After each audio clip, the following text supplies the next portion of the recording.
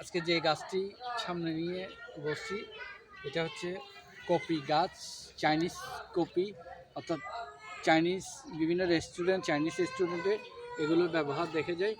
এগুলো আমাদের গ্রাম বাংলার প্রতিটা অঞ্চলে কম বেশি চাষ হয়ে থাকে। কৃষকরা, পরিচিত ভাইরা অনেক পরিশ্রম করে এই গাছগুলো, এই সবজিগুলো ফলাতে, যেগুলো সবজিগুলো তৈরি করে বাহিরের দেশে রপ্তানি হয় এবং আমাদের বাংলাদেশে বিভিন্ন নামকরা রেস্টুরেন্ট যেগুলো আছে সেগুলোতে এগুলোর প্রচলন দেখা যায়।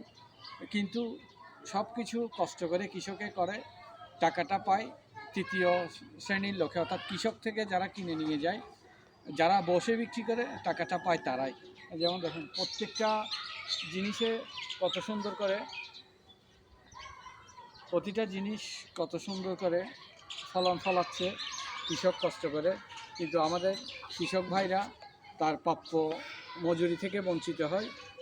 দেখুন কত সুন্দর একদম ফ্রেশ পুদিনা, যেগুলো সামনে আমাদের রমজান মাসে মুসলমান, এই যে ধর্মপ্রাণ মুসলমানরা রমজানের পবিত্রতা রক্ষা করে সন্ধ্যা শেষে ইফতারির মধ্যে এই পুদিনার এবং সালাতের বিভিন্ন অংশের বিভিন্ন উপকরণের দেখা পাওয়া যায়।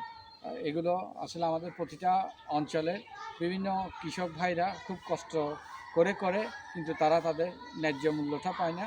তাই আসুন আমরা আমাদের যার স্থান থেকে আমরা সবাইকে, সব শ্রেণী পেশার মানুষকে সম্মান জানাই।